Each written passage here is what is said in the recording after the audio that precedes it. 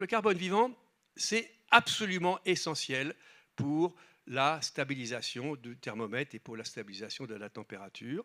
Et je pense qu'on sous-estime incroyablement les enjeux qui sont liés au carbone vivant pour l'action climatique. Pourquoi? Pour deux raisons.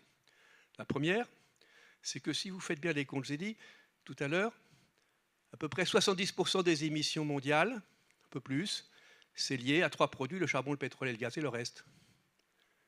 Pour un quart, ça vient de la façon dont les activités humaines abîment le cycle du carbone vivant.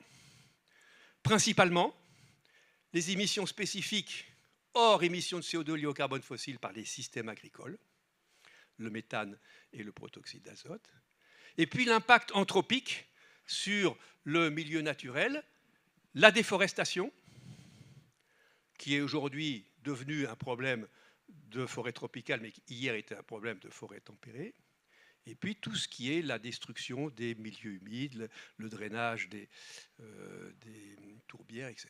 Tout ça, ça représente un quart des émissions mondiales. Donc même si on arrivait à ramener à la portion congrue les émissions liées au carbone fossile, il resterait ces émissions. La deuxième raison, c'est que le carbone vivant, les écosystèmes marins ou terrestres, sont des puits de carbone qui stockent naturellement une partie du carbone atmosphérique. Or, le réchauffement climatique a déjà commencé à affaiblir la capacité des puits de carbone naturels. La meilleure illustration, c'est en France, comment c'est bien connu.